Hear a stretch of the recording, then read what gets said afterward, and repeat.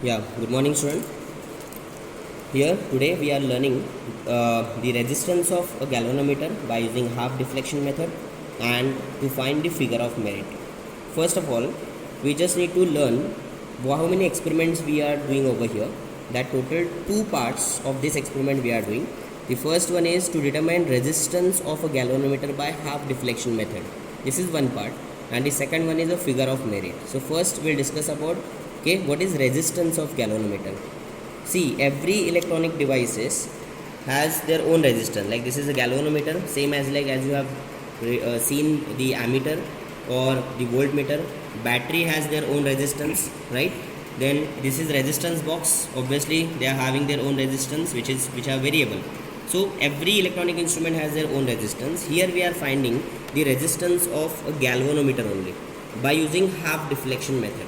So let's discuss about how to do this experiment. First of all, let's focus on the circuit diagram. In this circuit diagram, the first circuit diagram is for resistance of galvanometer, by using half deflection. Now just check it out the component. This positive of the battery is connected to the resistance box. Resistance box is connected to the galvanometer. Galvanometer ka other side is connected to the key, that is K1, and K1 is connected to the negative. So this is what one circuit, complete circuit. This is of one complete circuit. Then we have connected these two components across galvanometer. This is of galvanometer, so we are connecting the parallel or shunt resistance S over here. Parallel means shunt, and this K2 key. When we K2 open means switched off, then this particular connection will be out of this circuit. And K1 is always on because we want to connect the battery in this particular circuit. Now let's discuss about according to circuit diagram, whether we have connected the circuit or not. Let's check it out the circuit diagram first. First, we always start doing the connection from the positive of the battery. This positive terminal of the battery is connected to the resistance box, one terminal of resistance box. Let's check it out over here. This is positive of the battery. This we have to connect to the one terminal of resistance box. This is of 10,000 ohm resistance box, which is of bigger one. Then here the other terminal of the resistance box is connected to the galvanometer. Can check, this is of galvanometer. So this is other terminal of the resistance box, it is connected to the galvanometer. This is galvanometer. Clear? Next, the other terminal of galvanometer, can check it out, is connected directly to the K1 key. So this other terminal of the galvanometer is connected to the K1 key. Done. Then the other terminal of K1 key is connected to the negative of the battery. This other terminal of the K1 key is connected to negative of the battery. So here this circuit connection is completed. Next one. Now this galvanometer, one more wire we have to take out, and which is connected to shunt resistance.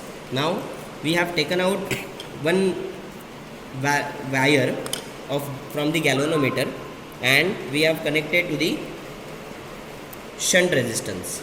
See, from this negative up to the shunt resistance, this is S. Then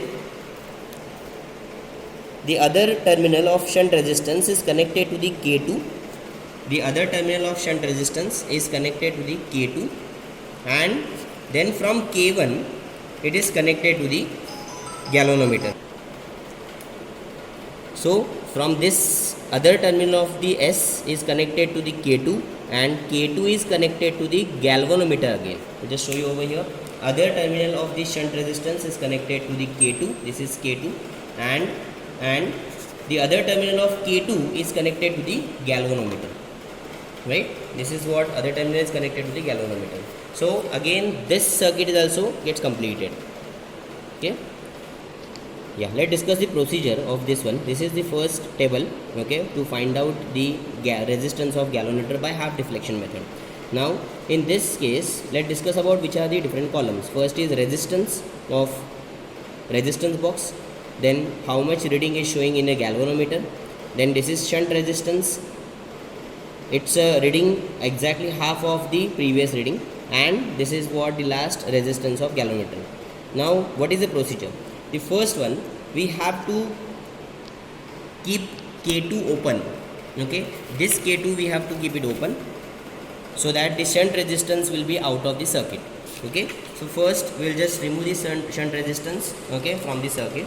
We have switched on the battery and we have taken out first some resistance. Here you can check it out.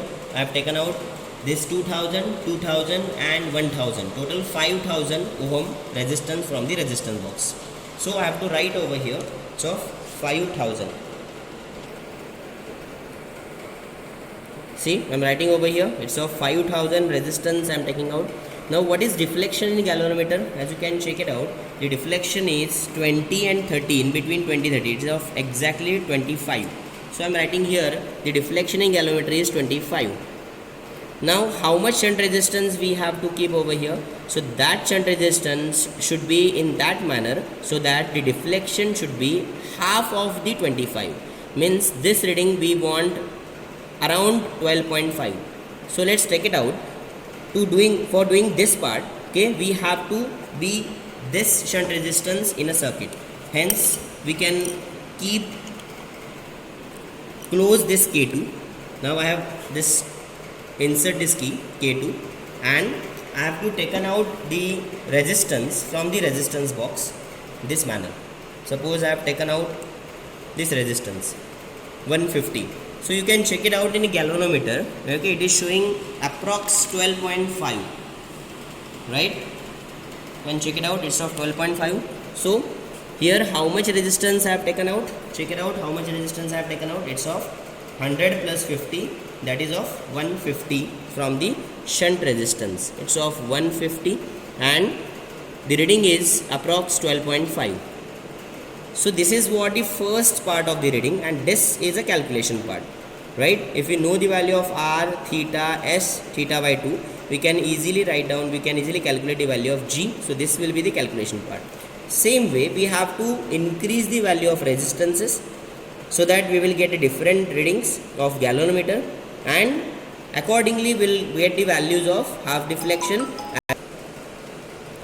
So here, here it is what the resistance, as we are changing the value of resistance like 6000, 7000, 8000 like that, we will get the different values of the galvanometer readings, and accordingly these values we have to adjust so that we will get these values. So that 150 values will also get increased. So this readings I'll obviously send you in a PDF format, and we will get the values of galvanometer, resistance of galvanometer capital G, and at last we will take the mean value of this one, all mean values, that will be the final reading of resistance of galvanometer.